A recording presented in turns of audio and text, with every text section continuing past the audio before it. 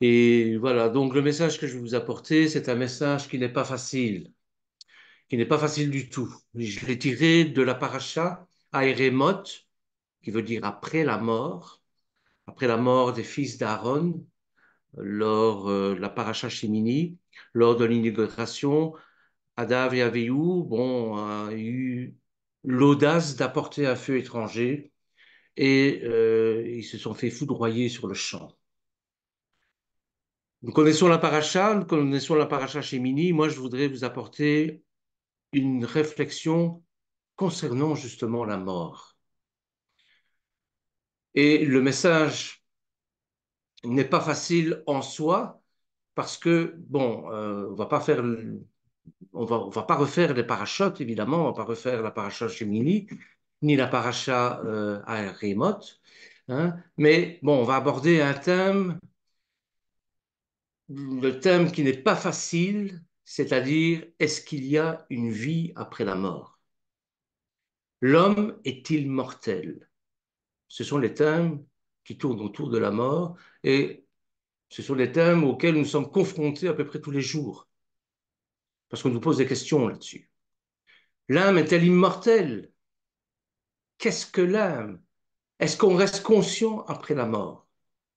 Bon, je vous dis tout de suite, la mort physique ne m'intéresse pas. Quand on a cessé de respirer, il y a plusieurs critères pour déterminer si vous êtes mort ou pas. C'est pas ça qui m'intéresse, moi. Moi, ce qui m'intéresse, c'est cette mort qui est engendrée par le péché. Et c'est de ça que j'ai envie de vous parler. J'ai envie de vous parler de ça parce que je vous dis, bon, on est constamment confronté à ce genre de choses et il est parfois embêtant et difficile d'y répondre. Pourquoi? Parce que nous ne savons pas ce qui se passe après la mort. La personne qui est venue, qui a été ressuscitée par Yeshua, hein, il n'y a personne qui est venu nous dire s'il y a une vie après la mort, comment ça se passe, etc. Ça allait me répondre, oui, mais il y a bien des NDE. Oui, mais le NDE, c'est pas 4 jours après qu'on soit mort. C'est pas une semaine après qu'on soit mort. C'est dans l'espace-temps, l'heure de la mort, en quelque sorte. Et cette étude, cette petite étude, on va explorer ce qu'est la signification de la mortalité de l'homme en tant que conséquence du péché. Et l'idée d'une existence temporaire, désincarnée, au-delà de la tombe, comme l'affirment certaines confessions, ça ne m'intéresse pas beaucoup, je vous le dis franchement. Avec le dualisme manichéen, c'est-à-dire que le dualisme manichéen, c'est le fait de considérer le corps comme une enveloppe et l'âme immortelle. Et à la mort, le corps et l'âme se séparent. C'est ça.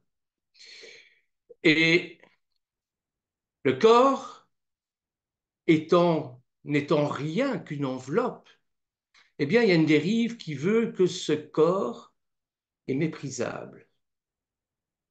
Avec bien sûr les épîtres de Paul, avec les lettres de Paul, qui parlent de la chair, mais de nouveau très mal compris parce que Paul est un juif et vous savez à quel point les juifs sont difficiles à comprendre. Eh bien, évidemment, il y a eu une sorte de mépris du corps. Or, nous savons pertinemment bien que l'individu, que l'être humain est constitué d'un corps, d'une âme et d'un esprit qui s'entremêlent. Vous voyez? Donc, on ne peut pas mépriser le corps pour avoir une âme. On ne peut pas dire que le corps est mauvais et que l'âme, c'est bon. Vous voyez? Parce qu'il y a un enchevêtrement de choses qui font qu'on est des êtres humains. Et on va examiner tout ça avec ce petit enseignement, hein, que nous donne les deux testaments. Ici, j'aime bien parler des testaments. Pourquoi? Parce qu'on parle de la mort. Généralement, on rédige les testaments quand on meurt. Et sur ce sujet, bon, on va mettre en évidence et assurer quel est le soutien biblique à la question d'une personne, d'une certaine forme d'état intermédiaire peut-être, pour ceux qui sont morts et qui seraient expérimentés dans l'intervalle entre la mort et la résurrection. Je m'explique. Nous savons que nous allons ressusciter à la fin des temps. Nous savons. Qu'est-ce qui se passe entre notre mort maintenant et la fin des temps? Mais il y a toute une série de doctrines qui dit, bon, ben voilà, l'âme est immortelle, donc elle va dans une sorte d'endroit pour se purifier, etc., etc., etc. Sincèrement, moi, je n'ai jamais rencontré ça dans la Bible. Jamais. Est-ce qu'il y a un paradis? Est-ce qu'il y a un purgatoire? Est-ce qu'il y a un enfer? Je n'en sais rien. Et sincèrement, je vous dis non. Même si on parle de l'Hadès, hein, dans les évangiles, on parle de l'Hadès, c'est une déformation de, du polythéisme grec. Ça ne m'intéresse pas. Vous voyez? Donc, on peut dire que cette thèse relève de tabou. Un sujet normalement évité dans les assemblées. On n'aime pas parler de la mort, on n'aime pas dire ce qui se passe après la mort. Et à l'exception peut-être lors d'un service funéraire ou l'autre, et c'est toujours dans le but de consoler les endeuillés. Je vous l'ai déjà dit, et vous êtes certainement d'accord avec moi, lorsqu'il y a un décès qu'on rend visite à la famille endeuillée, la première chose qu'il faut faire, c'est se taire, être présent, mais surtout ne pas essayer de consoler. Pourquoi? Ben parce que ça tombe à côté de la plaque. Il n'y a rien qui peut consoler quelqu'un qui a perdu un être cher. Qu'est-ce que vous voulez qu'on lui dise? Qu'on est auprès du Seigneur, que tout va bien, il a cessé de souffrir, et de dire, peut-être, mais ça ne console pas. C'est pas le moment. Le moment est d'être là et de soutenir la famille avec notre présence. Imaginez que c'est un petit enfant qui vient de mourir.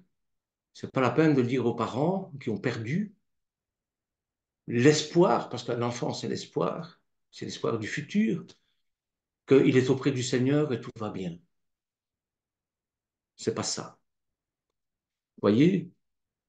Donc, même dans ce cas-là, il semble préférable de célébrer la vie du défunt, se souvenir et raconter les bons moments qu'on a passés ensemble, plutôt que de concentrer sur sa mort ou sur le lieu où il pourrait être. Personne qui sait où on est après la mort. Et chaque fois que l'on y fait allusion, eh bien, la mort est généralement considérée comme une sorte de portail qui transfère les gens dans une extension céleste. Ah, il est au paradis. Il est baptisé, il a reconnu Yeshua, il est au paradis. C'est quoi le paradis? C'est quoi? C'est une île, c'est comme une île, Hawaï, avec des palmiers, avec des vainés qui dansent, on boit de la noix de coco, on est bien, on est heureux. C'est ça le paradis. Ça, c'est une vision de l'homme, ça. Vous voyez? Alors, cependant, la conception uniformément positive de la mort et de l'au-delà sont très éloignées, mais vraiment très éloignées de la représentation biblique ou de ce que la Bible nous dit, où ni la mort, ni ce qu'on appelle l'eschatologie, c'est-à-dire la fin des temps, l'étude de la fin des temps personnelle, ne sont nécessairement des sujets de consolation. On a beau être au Seigneur tout ce que vous voulez, eh bien, j'ai beau faire tout un gros discours sur l'eschatologie, sur la venue du Mashiach, sur on va vivre éternellement, etc. C'est pas ça qui va nous consoler. Absolument pas. Donc, on décrit de façon tout à fait juste La mort, comme il est écrit dans Job au chapitre 18, verset 14, la mort comme le roi des terreurs. D'ailleurs, il nous dit, il est arraché de sa tente où il se croyait en sûreté, il se traîne vers le roi des épouvantements. Et c'est vrai, on bâtit de belles maisons, on bâtit toute une série de choses pour se protéger, mais c'est l'inéluctable. Nous sommes mortels. Nous sommes mortels à cause du péché. Il n'y a rien à faire. Vous voyez? Une perspective inquiétante qui remplit le cœur humain de crainte, qu'on nous dit en Hébreu au chapitre 2, verset 15. Et qu'il délivrera tous ceux qui, par crainte de la mort, étaient toute leur vie retenus dans la servitude. On a tellement peur de la mort que ça crée une sorte d'esclave. On est esclave de cette pensée-là qu'un jour on va mourir. Alors qu'est-ce qu'on fait?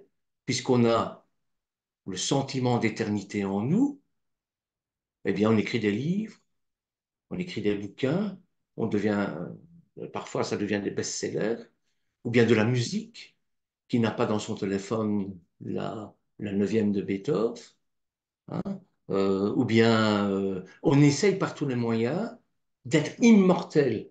Or, la Bible ne nous dit pas d'être immortel, elle nous dit que nous allons vivre la vie éternelle. Vous allez me dire que c'est la même chose. Pas tout à fait. Pas tout à fait. Donc, ça ne doit pas nous surprendre, étant donné la relation que fait la Bible entre la mort et le péché de l'homme. En Genèse, au chapitre 2, verset 17. Hein? Mais tu ne mangeras pas de l'arbre de la connaissance du bien et du mal, car le jour où tu n'en mangeras, tu mourras. Donc l'homme est mortel. Mortel, ça veut dire qu'il est, bon, même s'il vit une vie éternelle, eh bien, il est capable de mourir. C'est un peu comme les matriarches. Les matriarches, on nous a toujours dit qu'elles étaient stériles. Elles ne sont pas stériles, elles ont eu des enfants. Elles étaient empêchées d'avoir des enfants, oui, dans un but bien précis, dans un but messianique, oui. Mais bon, elles n'étaient pas stériles. L'homme est mortel, même s'il vit une vie éternelle. C'est-à-dire il peut mourir s'il transgresse la Torah. C'est ce qui nous est dit en Genèse, chapitre 2, verset 17. Car le salaire du péché, c'est la mort. Mais le don gratuit de Dieu, c'est la vie éternelle en Yeshua Mashiach, notre Adon, notre Seigneur. Alors que notre crainte naturelle peut être due en partie à une perte personnelle irrémédiable ou la peur de l'inconnu. Qui n'a pas peur de mourir aujourd'hui? C'est l'aspect judiciaire de la mort. La mort, c'est comme un jugement. Vous voyez? C'est cet aspect judiciaire de la mort qui fait une réalité si redoutable dans l'Écriture. La corrélation entre le péché, la mort et le jugement divin.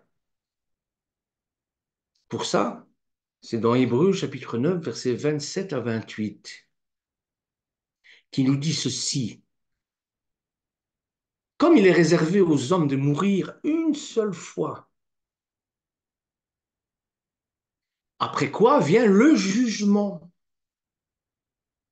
Et même le Mashiach, qui s'est offert une seule fois pour porter les péchés de plusieurs, apparaîtra sans péché une seconde fois à ceux qui l'entendent pour leur salut. J'ai un de mes amis évangéliques qui avait émis l'hypothèse qu'à l'heure de la mort, donc cette période entre le fait qu'on meurt et le véritable mort, c'est-à-dire le processus irréversible. Donc, il est plus possible de revenir à la vie.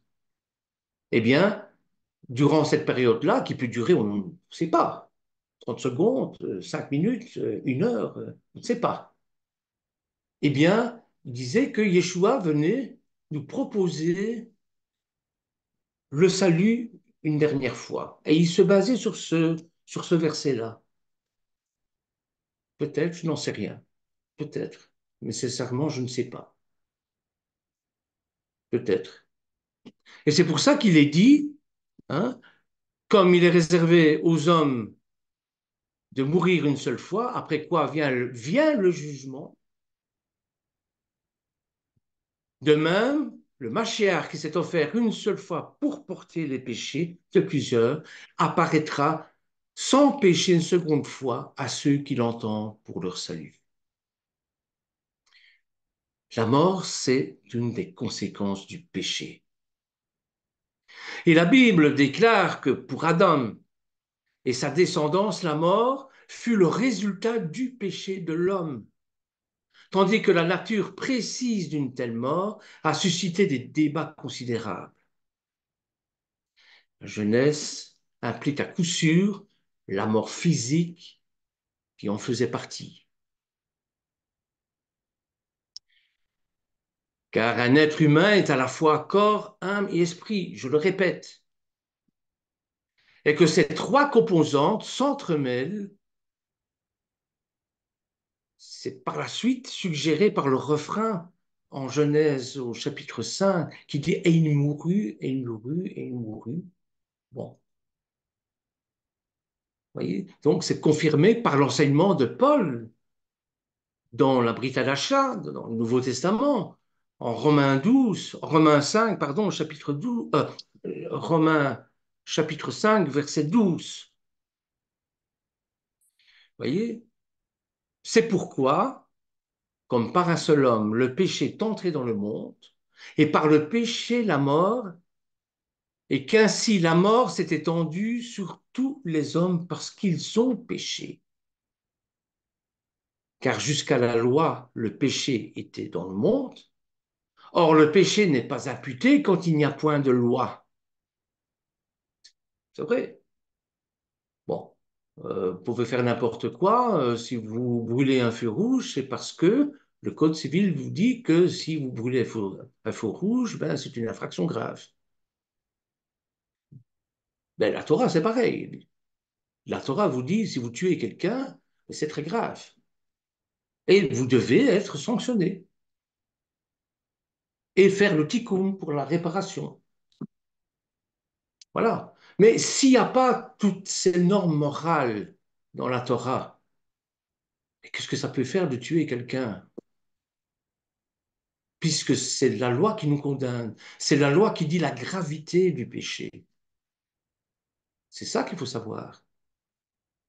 Et en fonction de la gravité du péché, eh bien, vous aurez des sentences, vous aurez des punitions, vous aurez euh, des choses à réparer.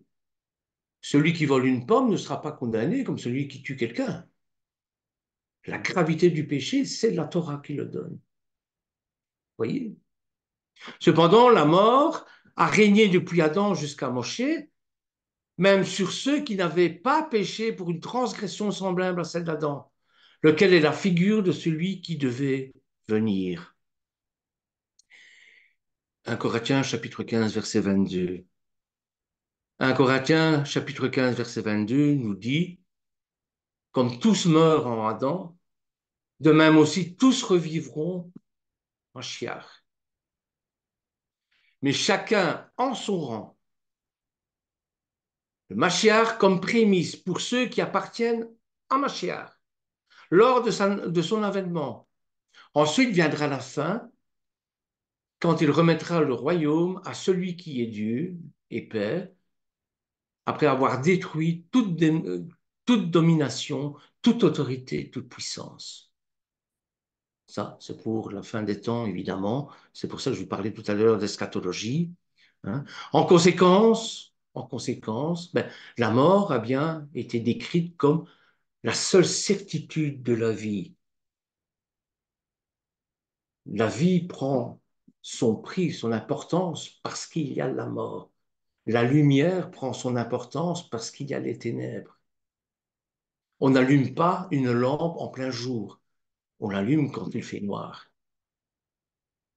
Vous voyez? On meurt tous.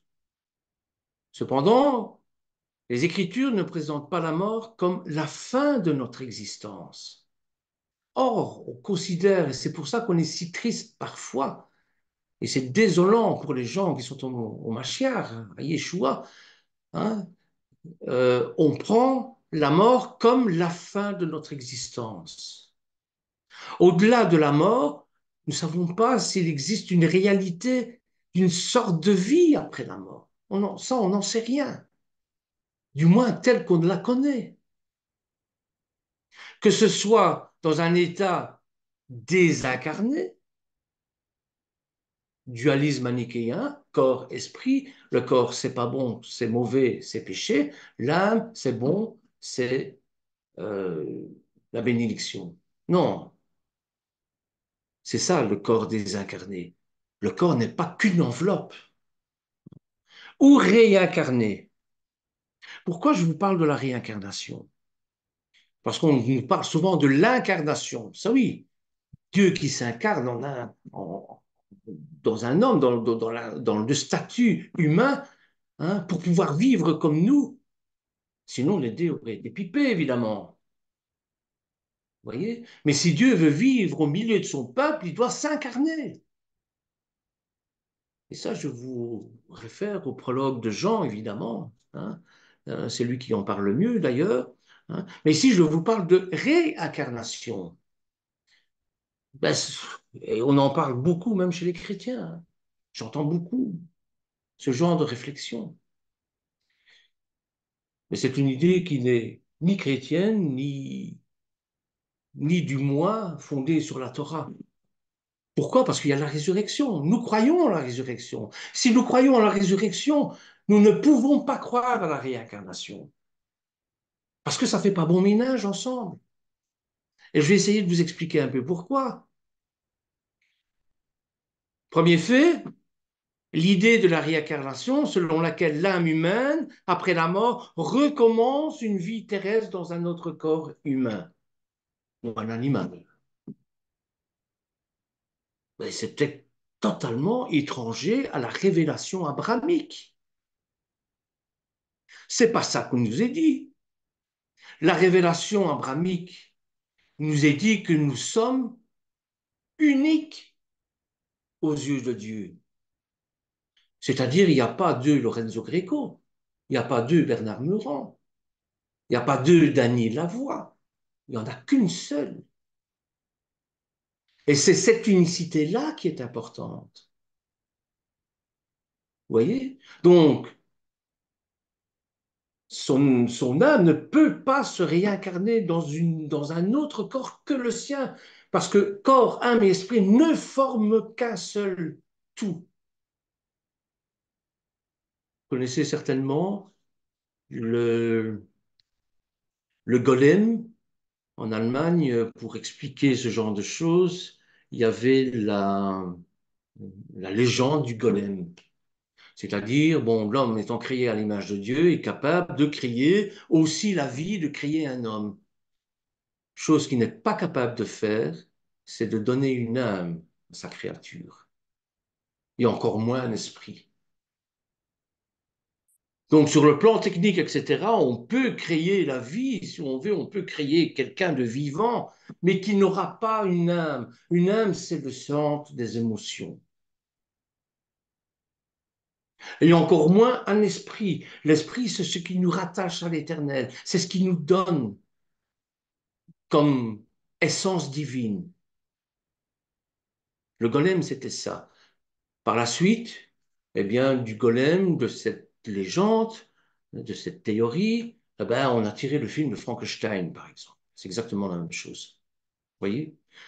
Donc, pour revenir à notre réincarnation, ce qu'on appelle la transmigration des âmes, le Gilgul en hébreu, parce que dans le judaïsme rabbinique, on croit à la réincarnation. Hein. que l'on trouve dans les religions comme en Inde, hein, bon, euh, et même, je vous dis, chez les Hébreux, et même chez les Juifs. Et il est bien vrai que dans ce judaïsme ancien, on a longtemps hésité sur la destinée des morts, où ils allaient, parce que c'est une question récurrente. On vient tout le temps avec ça. Mais il y avait des différentes positions. Et dans ce débat théologique, on partageait un point commun, un très fort sens de l'individualité personnelle. C'est ce que je vous expliquais. Il n'y a pas de Violette. Il n'y a pas de Brigitte. Elles sont uniques. Vous voyez?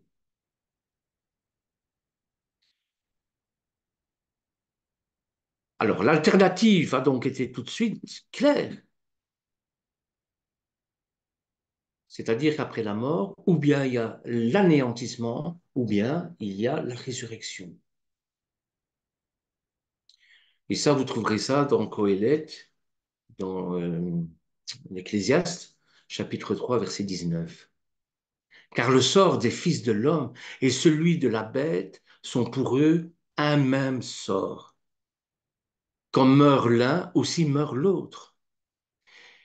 Coëlette, évidemment, Ecclésiaste, n'a pas connu la résurrection, bien sûr, hein. Ils ont tous un même souffle, et la supériorité de l'homme sur la bête est nulle, car car tout est vanité. C'est vrai que si vous prenez un grand singe, que vous prenez un homme, physiologiquement et physiquement, il n'y a pas beaucoup de différence. Il n'y a pratiquement pas de différence. La seule différence, c'est que l'homme est un animal religieux. C'est l'homme a cette capacité en lui de concevoir l'éternité, de concevoir un créateur. Et avec la chute, il a ce sentiment profond d'avoir été chassé du paradis, du Gan Eden. Et il va essayer par tous les moyens d'y retourner, par ses propres moyens. Et c'est pour ça que vous avez une multitude de religions. L'être humain est un animal religieux. Or, le Seigneur, or l'Éternel nous a donné la Torah comme guide pour se reconnecter à lui. Il a même été plus loin. Il s'est incarné pour qu'à travers cette incarnation, cet homme Dieu, cet homme Torah, eh bien, nous puissions retourner dans ce Gan Eden.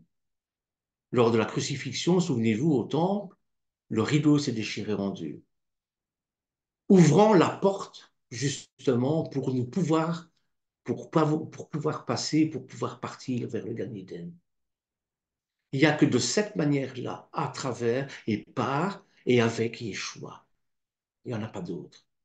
On peut inventer toutes les religions possibles et inimaginables. Aucune ne mène au Père. Je suis la vérité, je suis le chemin, je suis la vie. Celui qui vient au Père ne vient que par moi, dira le Maître. Voilà. Donc, ou bien il y a la survie personnelle définitive, c'est-à-dire la résurrection des corps. Parce que ça aussi, on parle beaucoup de la résurrection de l'âme, mais il y a aussi une résurrection du corps. Yeshua avait son corps transfiguré, évidemment, son corps glorieux, mais c'était lui, à peine reconnaissable, parce que bon, c'est un peu comme une personne qui décède, et quelques heures après son décès, il a l'air apaisé, il a l'air calme, c'est à peine, on sait que c'est lui, parce qu'il y a des marques qui ne trompent pas, mais il a changé. Eh bien, c'est un peu ça la résurrection des corps. Vous voyez? Il suffit de lire Isaïe, chapitre 26, et Reskel, chapitre 37, bien sûr, qui nous parle de tout cela. Et il y avait, en tout cas, aucune place pour l'entre-Dieu. l'entre-deux que représente la réincarnation, qui suppose une survie diminuée, sans véritable maintien de l'identité personnelle. Or, c'est ça que nous prônons, c'est notre identité personnelle, c'est notre essence divine, c'est notre unicité. Voilà. On n'est pas que des humains, on est des humains canadiens, québécois, euh, du côté de Rimouski, par exemple, avec une culture et avec euh, une alimentation spécifique à la région. On n'est pas que européens, on peut être européen, italien, de Calabre, de Sicile, de Rome, avec une culture différente et un art culinaire différent aussi. Arrêtons aussi de tout planifier, de tout uniformiser. Je suis européen, je suis belge, de confession judéo-chrétienne, j'ai une culture qui n'est pas la même que mes frères et sœurs qui sont en Flandre. Même au niveau de la nourriture, j'aime le steak frites salade et la bonne bière. Exemple, hein, ce sont des exemples, bien sûr. Vous voyez? Donc c'est ça, on essaye de gommer notre identité personnelle. Et ça, déjà dans la Bible, on essaye de gommer l'identité personnelle des Hébreux. Et c'est le livre de Shemot, d'ailleurs, ça porte bien le nom, Shemot, les noms. C'est parce qu'on a essayé de gommer leurs noms, de gommer leur identité, de gommer leur essence. Deuxième fait, c'est l'affirmation selon laquelle on trouverait dans les évangiles des versets favorables à la réincarnation. Souvenez-vous, qui auraient été recouverts tardivement par la doctrine de la résurrection. Mais quand on fait l'examen, ça ne résiste pas à l'examen, bien sûr. Il s'agit, si vous acceptez que je vous parle clash, il s'agit de bobards de charlatans, soutenus en son temps, entre autres par Charles MacLean. Dans ces divers livres de témoignages sur ces 144 vies, par exemple. Et les versets les plus souvent cités, parce qu'évidemment, on va, pour donner de la véracité à nos dires, aux dires, qu'est-ce qu'on va faire? On va prendre des versets de la Bible, évidemment. Eh bien, ça va être les versets cités, hein, qu'on va s'appuyer sur la thèse fantaisiste de Luc au chapitre 9, verset 7, de Matthieu 11, 14, 17, qui font référence au questionnement des disciples qui se demandent si Yeshua est Élie ou un autre prophète qui serait venu. Mais non, Yeshua, c'est Yeshua. Élie, c'était Élie. Je ne dis pas qu'il n'y ait pas un esprit d'ensemble, comme dans une entreprise. Une entreprise familiale, vous avez le père, vous avez le fils, hein, et bon, et vous avez peut-être le petit-fils par la suite, et vous avez une sorte d'esprit d'entreprise. Mais le fils, c'est le fils. Le père, c'est le père. Comprenez?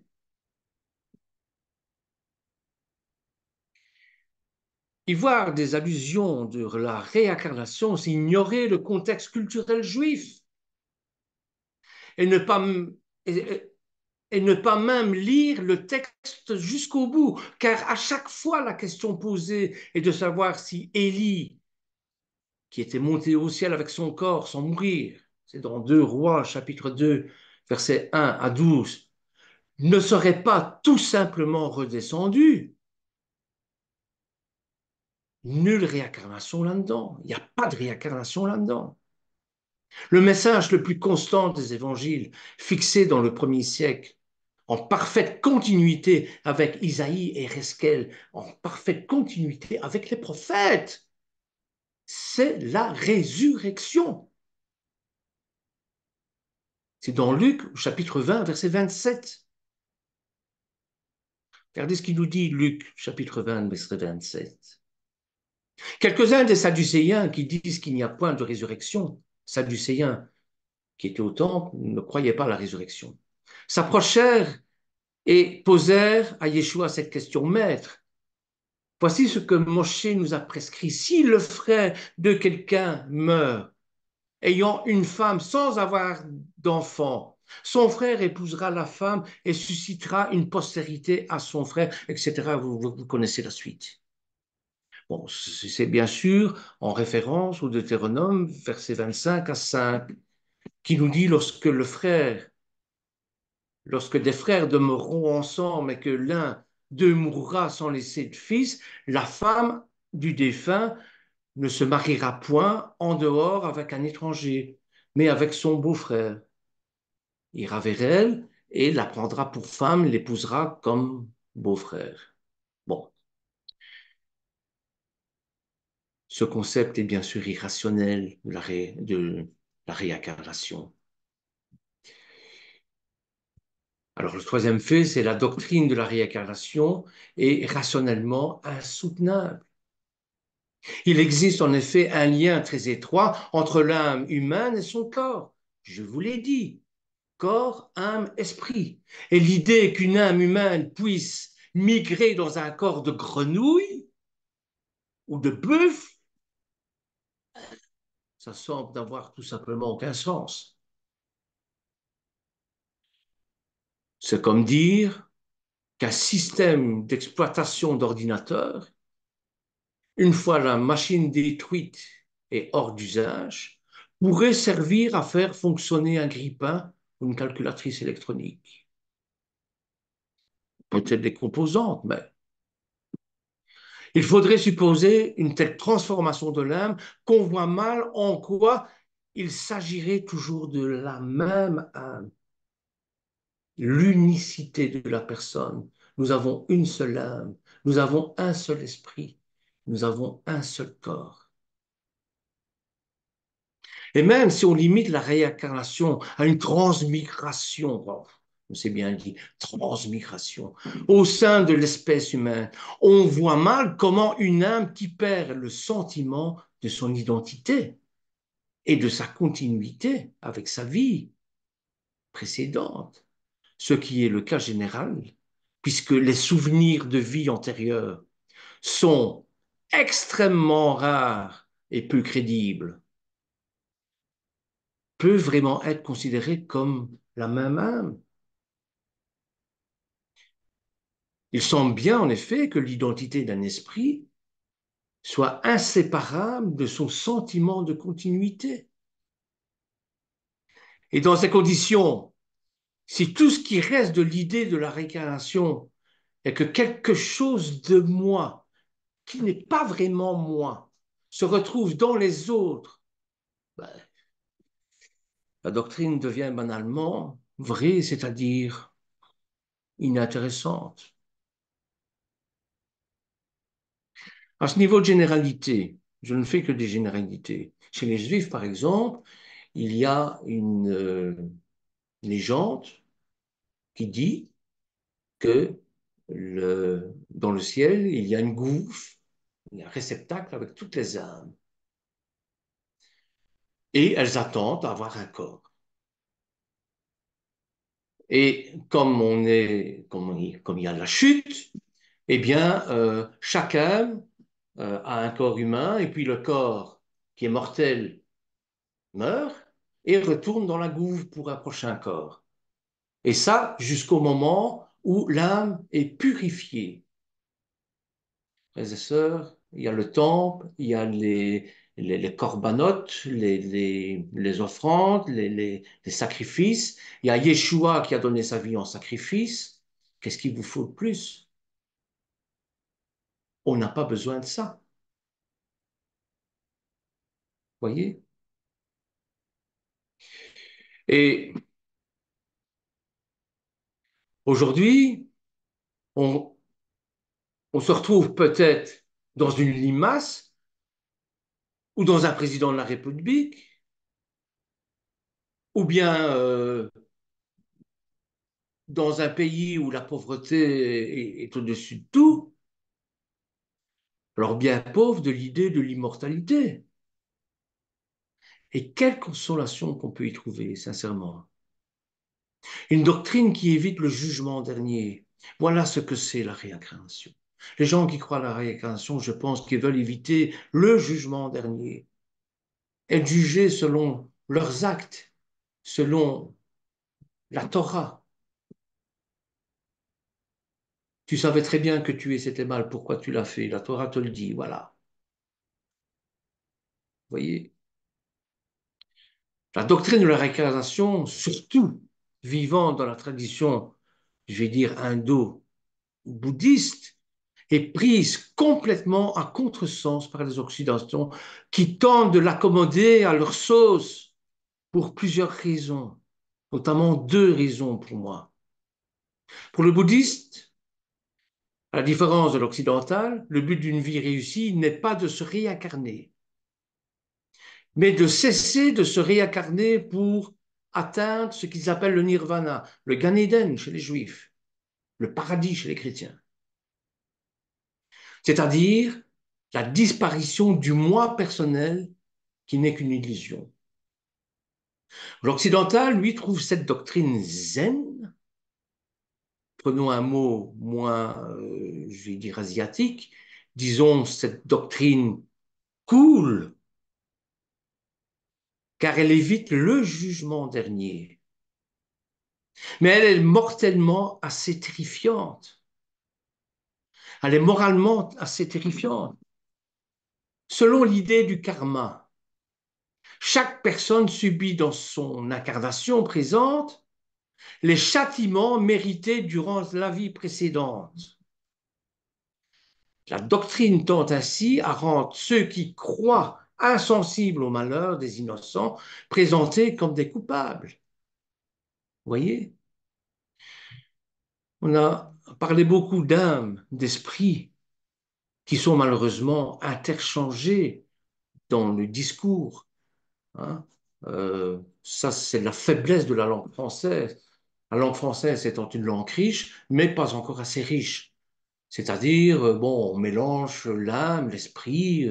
On va voir un petit peu tout ça au niveau de la Bible, au niveau du Tanakh, ce que représente l'âme, ce que représente l'esprit. Parce que ce sont des choses bien différentes. Le corps et l'âme sont mortels. L'esprit, lui, est éternel. Parce qu'il vient de Dieu, l'esprit. Vous voyez? Alors, on va voir un peu ça. Je regarde l'heure qu'il est. Oui, ça va, j'ai encore un peu le temps. Donc, nous allons parler d'état d'âme. Allez. Comme il est décrit dans la Bible, comme on trouve les mots, les termes hébreux dans la Bible. C'est excessivement important. Il y a 5 niveaux de l'âme qui sont définis, depuis la plus basse jusqu'à la plus élevée. Et ces 5 structures en 5 niveaux. Et nous allons un petit peu essayer de décortiquer. Très rapidement, on ne va pas entrer là-dedans. Ça, on laisse ça à nos frères juifs. Hein, bon, mais bon, eux, ils sont tombés dans la marmite quand ils étaient petits. Nous, bon, on effleure à peine l'écume au-dessus des eaux. Vous avez d'abord le mot nefesh en hébreu. Nefesh, c'est quoi nefesh? Le nefesh, c'est l'âme animale. Comme à tous les êtres doués de sensibilité, ce qui reste après la mort, c'est ça, c'est cette âme animale.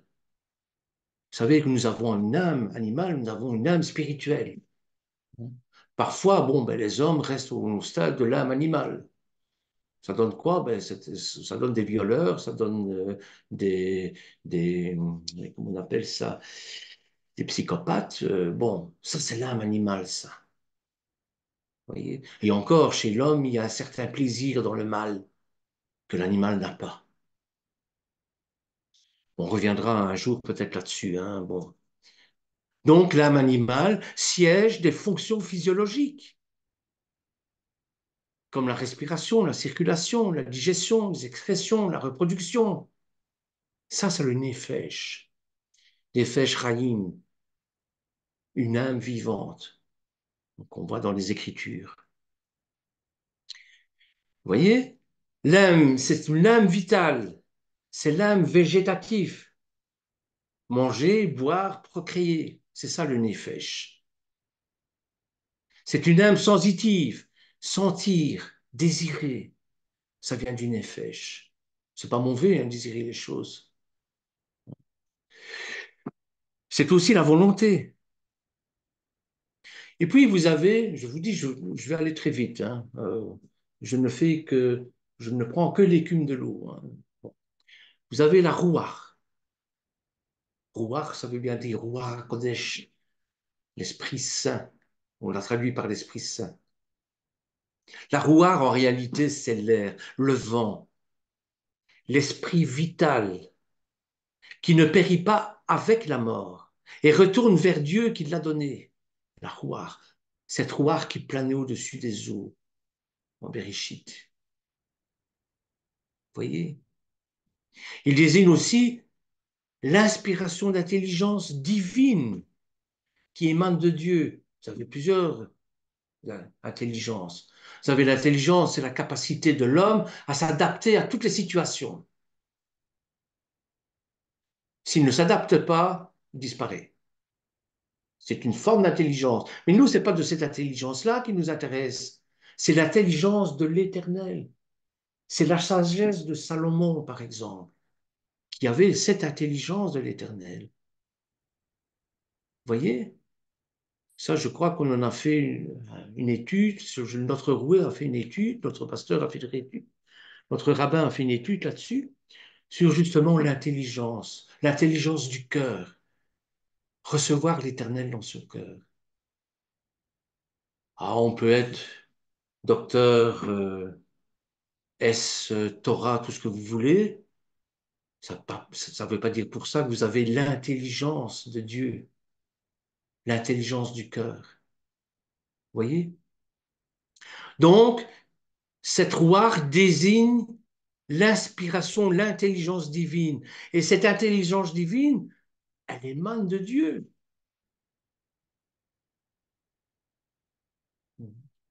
La Roi HaKodesh, l'Esprit Saint, l'âme sainte. En grec, c'est le psyché. Euh, le Nefesh, en grec, c'est le soma, si vous avez plus facile avec le grec. Soma qui veut dire qu'on a traduit par corps aussi. Psychosomatique, somatique, les maladies psychosomatiques. Par exemple, si vous prenez par exemple, vous imaginez des choses, eh bien vous pouvez vous créer des maladies. C'est votre esprit qui dit à votre corps que vous êtes malade. Bien ça, c'est le psyché et c'est le soma, c'est le nefesh et la roua chez les Hébreux. Voyez? Donc, c'est l'âme rationnelle aussi, apte à devenir l'intellect en acte. C'est ça la roua. C'est le dessein, c'est le but à atteindre. Alors, vous avez la neshama. Donc, vous avez nefesh, qui est le corps, proprement dit, la roua, qui est le psyché. Vous avez la neshama. La neshama, c'est le souffle de Dieu, le souffle de vie que Dieu a inspiré dans l'homme, l'élément divin que l'homme porte en lui. C'est l'esprit de l'homme. C'est ça. C'est ça qui est éternel. C'est la neshama.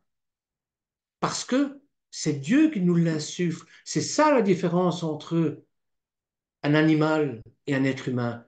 L'animal, bon, il a le psyché, le soma, il a la roua, il a le nefesh, mais il n'a pas la neshama, c'est-à-dire cet esprit divin qui est en lui. Vous voyez? C'est ça la différence. Donc, c'est l'élément divin que l'homme porte en lui. C'est le yud qui est en lui, c'est l'essence divine. C'est ce qui le caractérise par rapport aux autres. Nous devons être normalement, comme nous sommes créés à l'image de Dieu, nous devons devenir des enfants de Dieu. Parce que nous avons cette neshama en nous.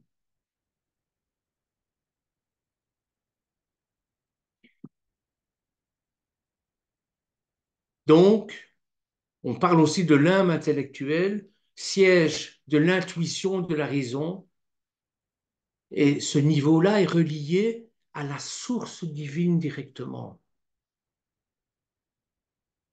Et lorsqu'on parle d'étincelles divines, eh bien, ces étincelles divines que chacun a reçues à sa naissance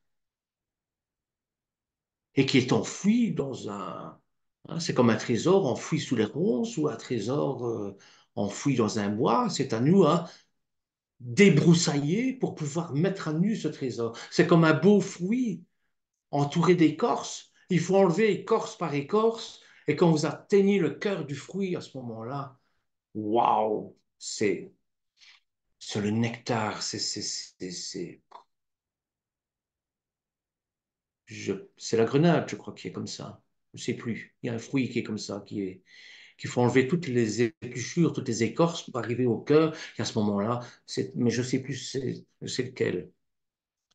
Donc, le terme souffle de vie correspond au terme original de Shema Harim, c'est-à-dire de la Neshama Haim de vie, le souffle de vie. La Neshama est l'état construit de Neshama, le Nishmat, pardon, le Nishmat. C'est un peu des nuances, hein, dans les termes, hein.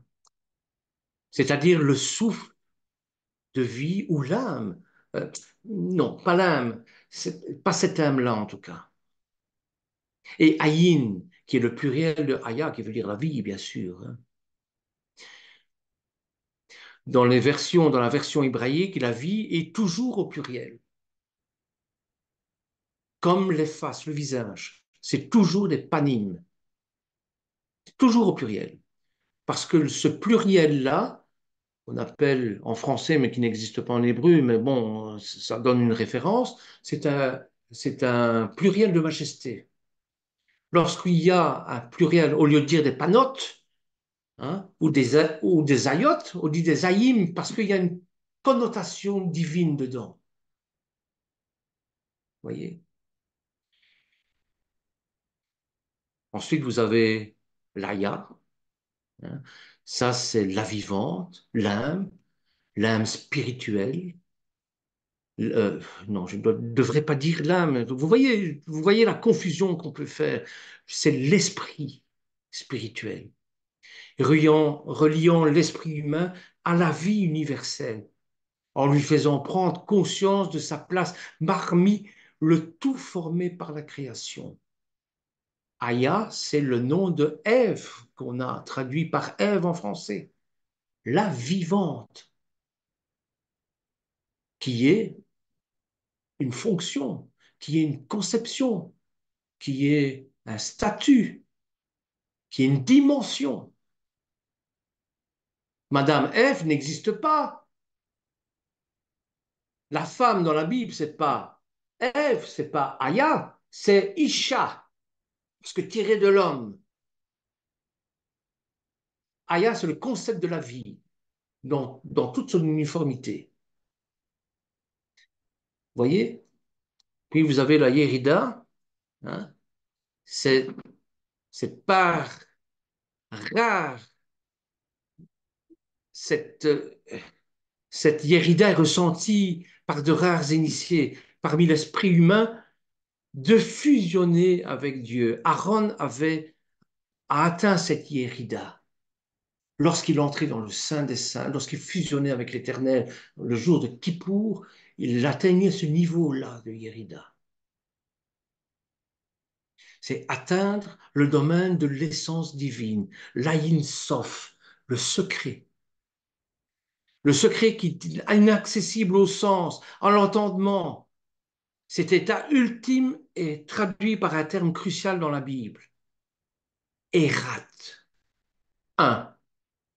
Pas unicité. Un. Nous sommes uniques. Nous avons cette unicité. On ne dit pas Erat à ce moment-là. On dit Yahim. Yahit. Vous voyez? Donc, il y a deux termes pour dire le un. Le un, c'est Erat.